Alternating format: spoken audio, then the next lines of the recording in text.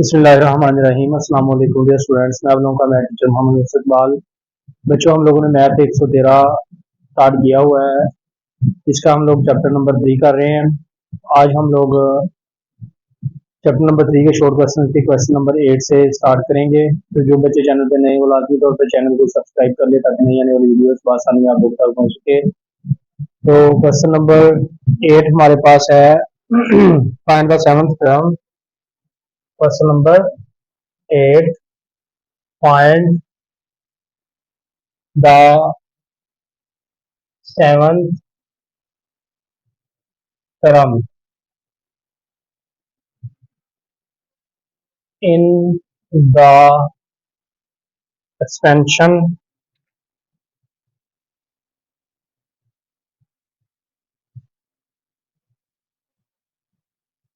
of x minus 1 over x सारे की power 9। ये जी हमारे पास क्वेश्चन नंबर 8 है। Find the seventh term in the expansion of x minus 1 over x raise to 9। तो बच्चों, यहाँ पे वो क्वेश्चन में क्या कह रहा है, सेवंथ टर्म फाइंड करें। कौन सी टर्म फाइंड करें? 7वीं टर्म, 7 टर्म फाइंड करें। तो यहाँ पे बच्चों हम लोग 7 टर्म फाइंड करने के लिए क्या करेंगे, जो टर्म यहाँ पे फाइंड करनी होती है उस वैल्यू को हम लोग ले लेते हैं r के इक्वल। तो कौन सी टर्म फाइंड करनी है? 7th।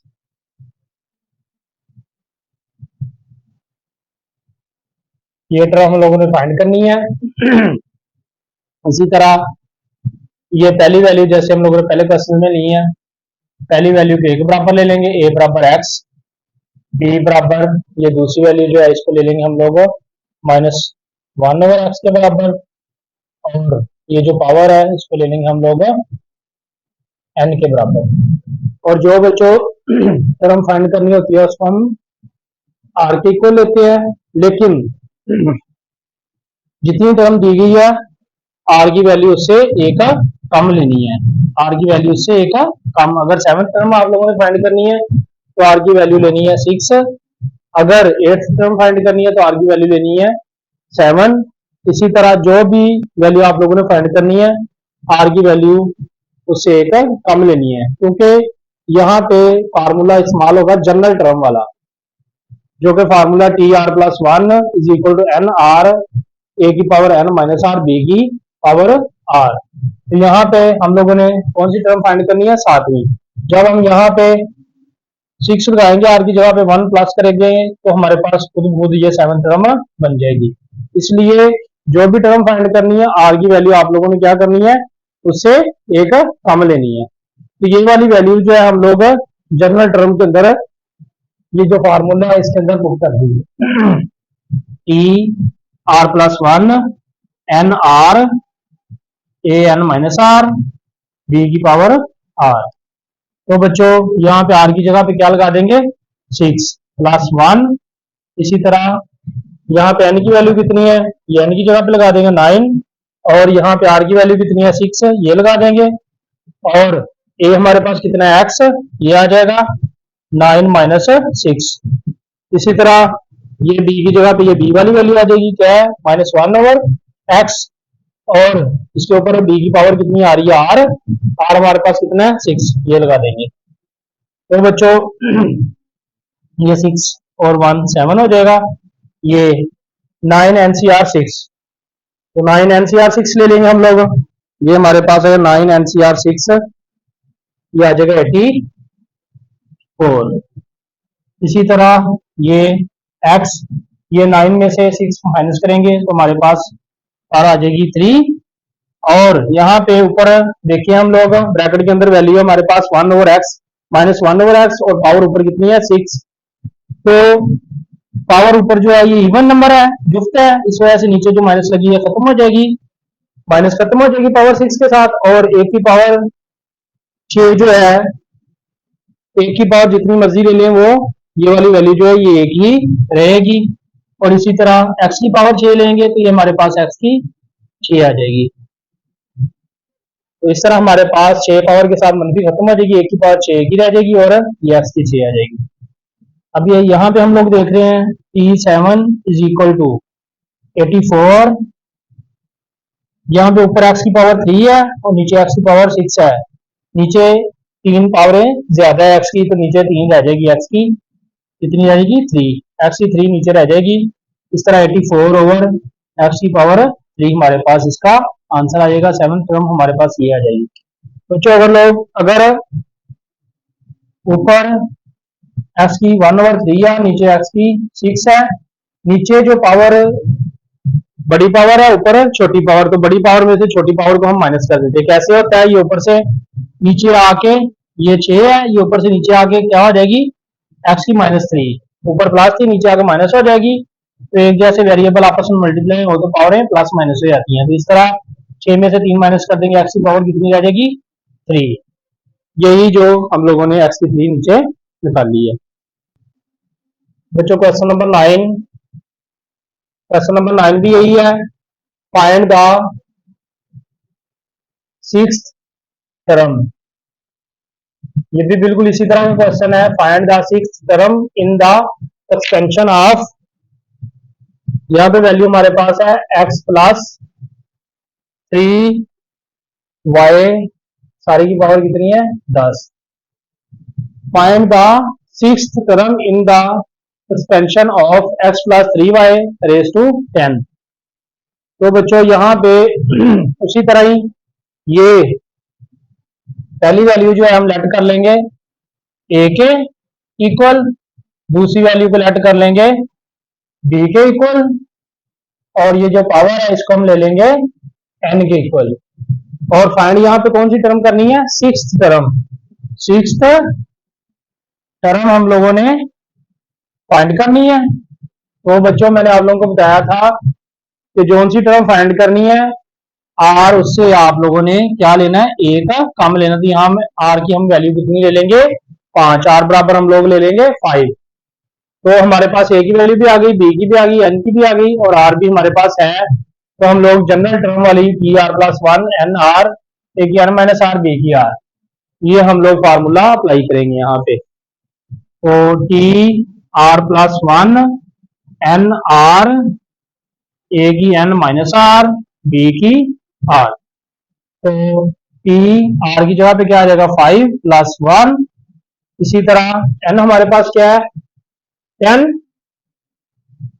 और r कितना है 5, तो 10 NCR 5 आ जाएगा। a हमारे पास कितना है x, n की जगह पे आ जाएगा 10, r की जगह पे आ जाएगा 5।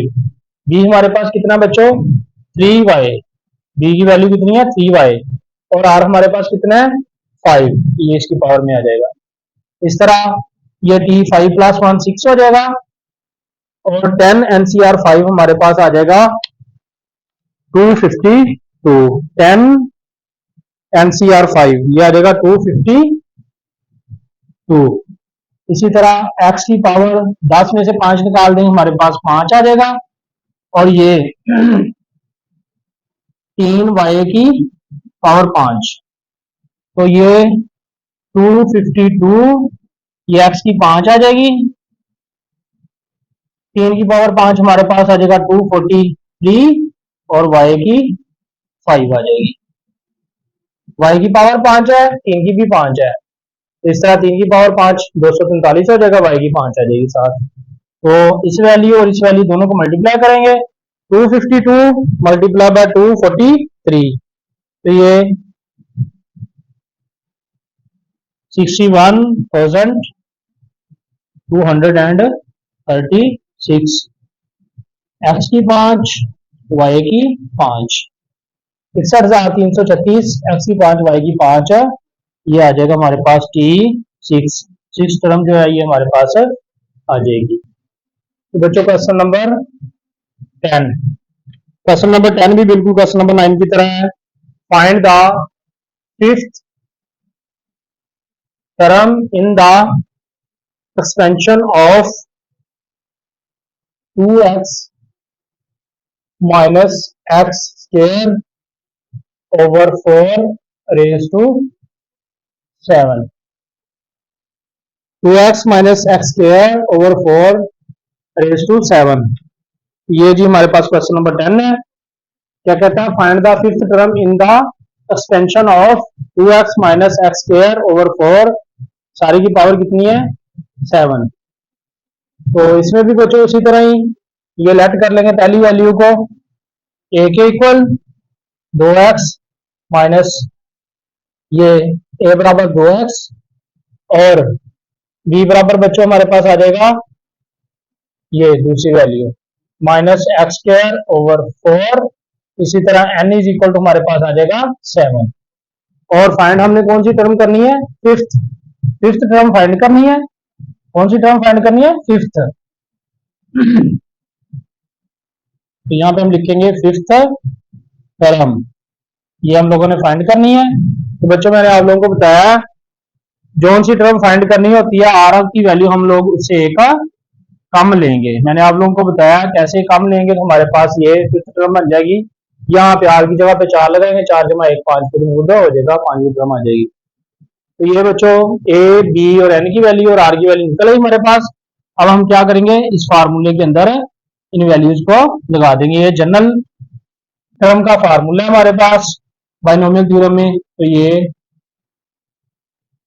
क्या फार्मूला है, T R plus 1 N C R R, A की एन 1 की आर बी की आर, ये फार्मूला है। तो टी आर की जगह पे हम क्या लगा देंगे 4 प्लस 1, एन की जगह पे हमारे पास कितनी वैल्यू है 7, ये आ जाएगी। आर की जगह पे आ जाएगा 4, ए कितना हमारे पास 2x और 7 माइनस 4, बी कितना हमारे पास माइनस एक्स स्क्वायर ओवर 4 और ऊपर पावर कितनी आर, आर हमारे पास है ये।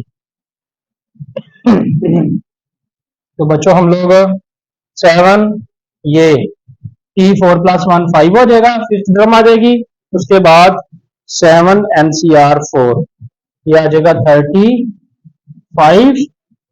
इसी तरह 2x 7 में से 4 निकाल देंगे 3 रह जाएगी पावर माइनस एक्स की 2